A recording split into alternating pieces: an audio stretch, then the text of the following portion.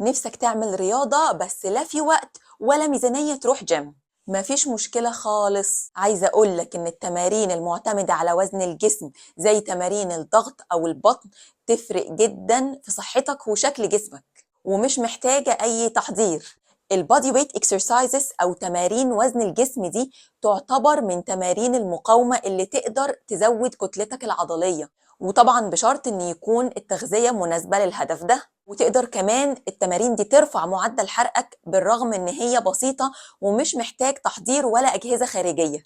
ميزتها ان انت بتدرب عضلات كتير في تمرينة واحدة. نوعية التمارين دي عليها دراسات كتير جدا ان هي بتقلل فرص الاصابة بالسمنة والسكر والضغط المرتفع والتهابات المفاصل والالزهايمر. يبقى لما تيجي تبتدي اعمل تمرينك على قد قدرتك والفتنس بتاعك، وده هيتحسن على فكرة مع الوقت والاستمرار. وارجع لطبيبك المعالج لو عندك اي مشكلة في عظمك او مفاصلك قبل ما تعمل نوعية التمارين دي.